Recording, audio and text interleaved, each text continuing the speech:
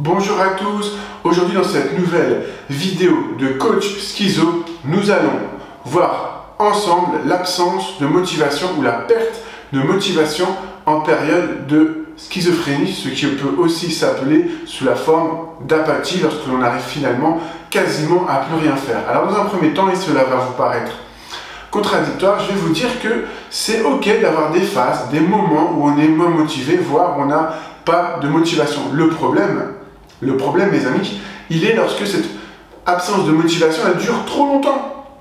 Lorsque l'absence de motivation dure des semaines et des mois, là cela devient dangereux et c'est très difficile d'être heureux sans absence.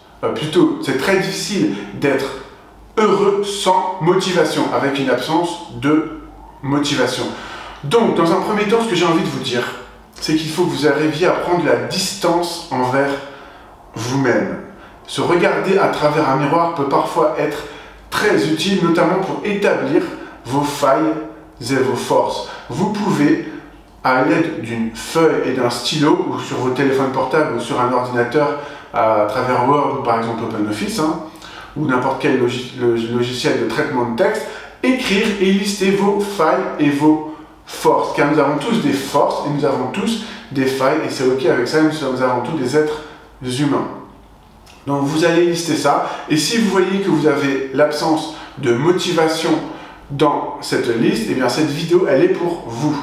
Donc, quand vous avez une absence de motivation, effectivement il faut prendre de la distance, parce qu'il faut se dire que la motivation, écoutez bien ce que je vais vous dire les amis, la motivation, vous écoutez? Je ne suis pas sûr, attention.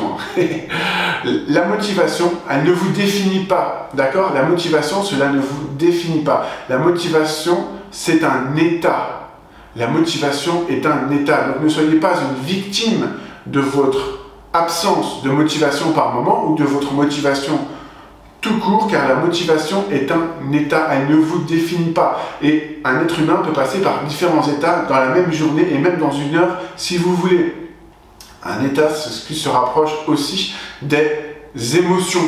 Donc vous pouvez avoir plusieurs émotions dans la journée, comme vous pouvez avoir plusieurs états dans la journée. Vous pouvez très bien vous réveiller et ne pas être motivé du tout, et puis 2 heures après, vous allez être motivé. Pourquoi? Parce que cet état, il peut se modifier. Cet état, il peut changer. Comment? C'est la grande question. Comment changer son état? Eh bien, tout simplement en changeant son état d'esprit. Pourquoi? Parce que dans notre esprit, nous avons tous des métaprogrammes. Les métaprogrammes, ce sont des phrases toutes faites, des stéréotypes qu'on va se dire. Ça peut être cette petite voix qui vous dit tu es nul, tu n'y arriveras pas, à quoi ça sert d'essayer, tu es atteint de schizophrénie.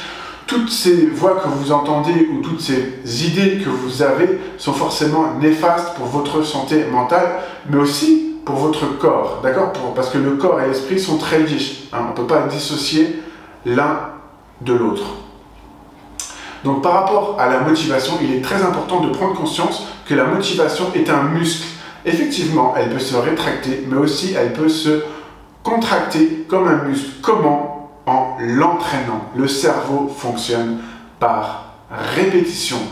Donc, retenez bien ça les amis, le cerveau fonctionne par répétition. Alors comment répéter la motivation? Il faut tout simplement travailler sur votre mental, car c'est le mental qui va vous déterminer, et le mental détermine l'être que vous allez devenir ou l'être que vous voulez être. Donc il faut travailler sur son mental. Comment on travaille sur son mental?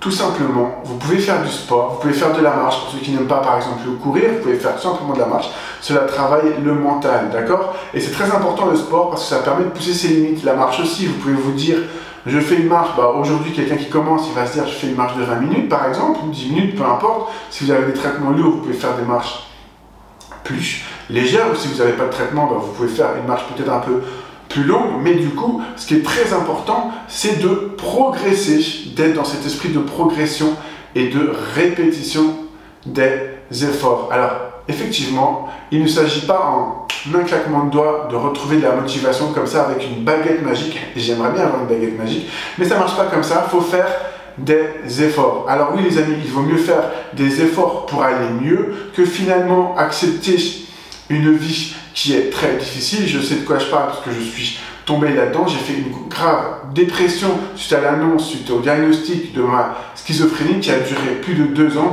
dans laquelle finalement je dormais 20 heures sur 24 quasiment tous les jours. Je souhaite ça à personne et c'est pour ça que je fais ces vidéos, c'est pour vous aider.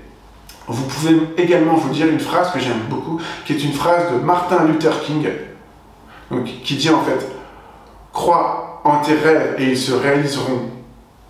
Peut-être, crois en toi et tes rêves se réaliseront sûrement. » Je ne sais pas si vous avez saisi la nuance, je suis sûr que oui. Moi, il m'a fallu quelques secondes avant de saisir la nuance, car la nuance, elle est très importante. Lorsque l'on croit en soi, en ses capacités, que l'on fait les exercices que je vous propose, et bien du coup, vous allez développer votre mental, vous allez développer votre confiance en vous. Or, qu'est-ce qui dirige le cerveau?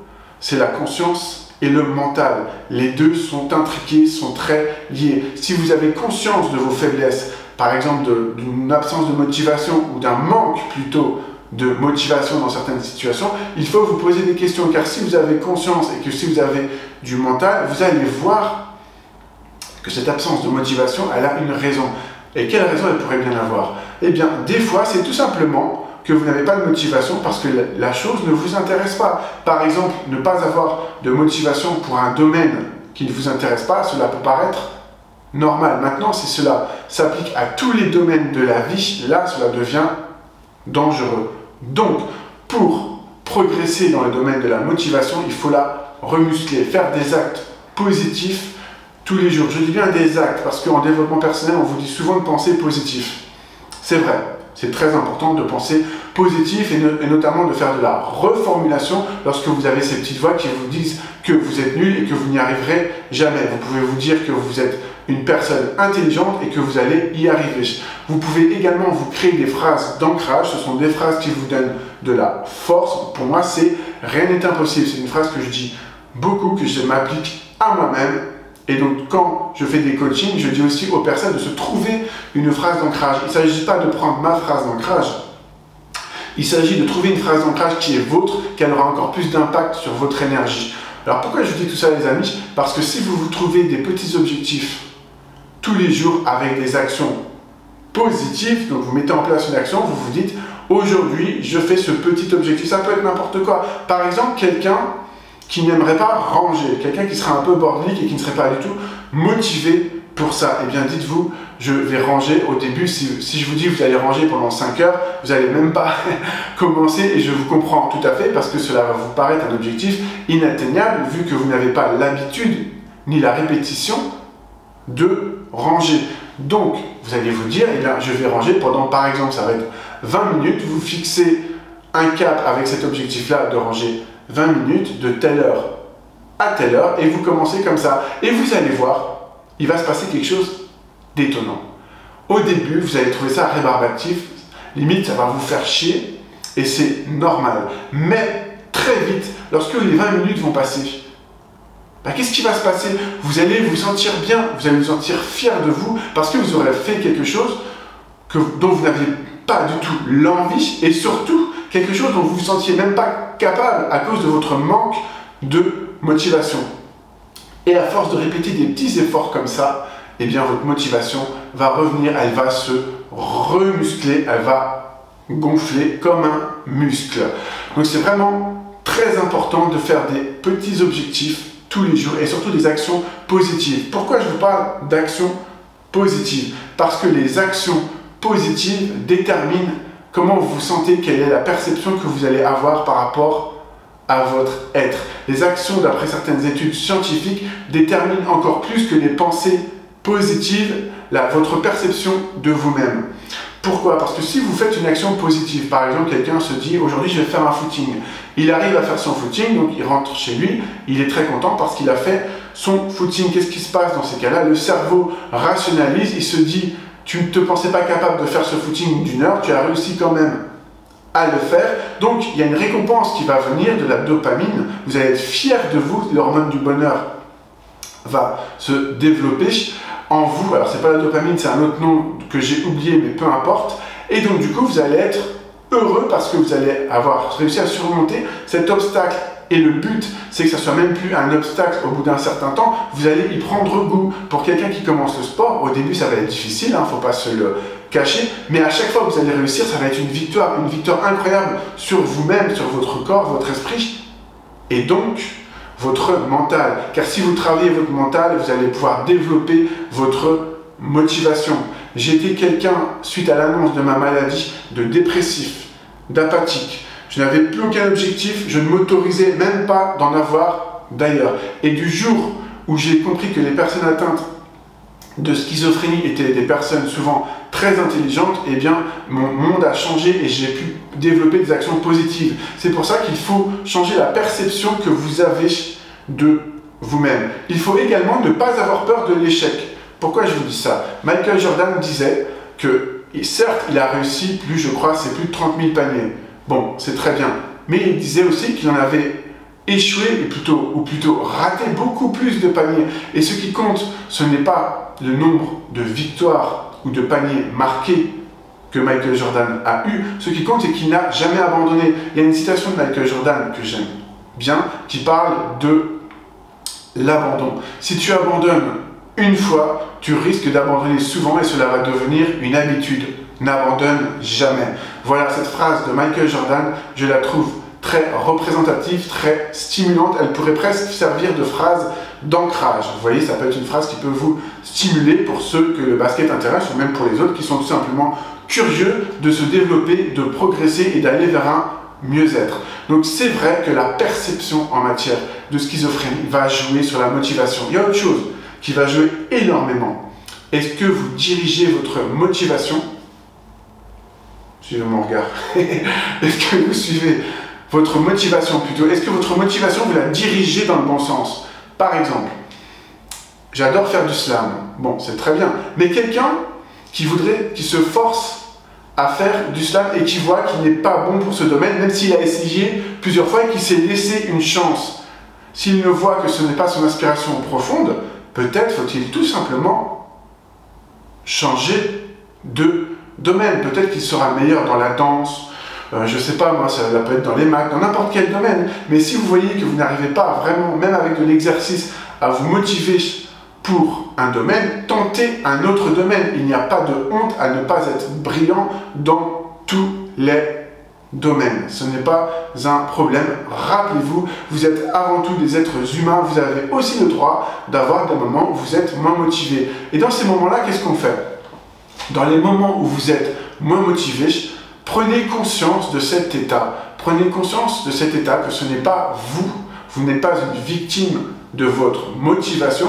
Vous êtes dans un état où vous n'êtes pas motivé. Mais cet état, il peut changer en ayant des pensées positives, en reformulant les pensées négatives en pensées positives et surtout en ayant des actions, des petites actions positives tous les jours. Donc c'est vraiment très important parce que les gens qui réussissent à se stabiliser, à se rétablir en matière de schizophrénie ne se placent pas en victime. Moi, je l'ai fait au début, me placer en victime, finalement, de ma motivation et de ma maladie. Au début, je me plaçais en victime de ma maladie, puisque je me disais que si je n'arrivais pas à aller bien, bah, c'était la faute du traitement, parce que j'avais des pertes de concentration, c'était la faute, ça pouvait être la faute de la société, la faute de l'hôpital, c'était la faute à tout le monde, mais c'était jamais, finalement, de mon ressort. J'avais l'impression que j'avais plus cette part de pouvoir. Or, vous avez tous du pouvoir pour faire changer les choses. Il suffit pour cela d'être dans une curiosité intellectuelle chaque jour, de développer de nouveaux apprentissages. Pourquoi je vous dis ça? Parce que quand on est atteint de schizophrénie, au début, en tout cas quand le diagnostic tombe, cela peut nous scléroser, dans le sens où on n'ose plus aller de l'avant, on n'ose plus faire des choses, puisqu'on se dit, si j'ai cette maladie, à quoi bon avancer, à quoi bon avoir des objectifs, c'est voué à l'échec. Eh bien non les amis, non. Non, non, non, c'est pas voué à l'échec. J'ai écrit 2 livres, j'ai fait beaucoup de choses, j'espère en faire encore d'autres. Là, je travaille sur un projet d'album. Et donc, vous aussi, vous pouvez faire de belles choses. Mais il faut avoir des rêves, c'est ce que disait Martin Luther King. Il faut avoir des rêves. Et n'oubliez pas la citation aussi de Michael Jordan qui disait « N'abandonne jamais ». Donc, n'abandonnez jamais, les amis. Continuez à vous développer, continuez à travailler sur votre motivation, lisez, documentez-vous, regardez mes vidéos ou celles d'autres personnes d'ailleurs et vous allez progresser. J'espère que cette vidéo vous a plu et je vous dis à très bientôt pour de nouvelles aventures.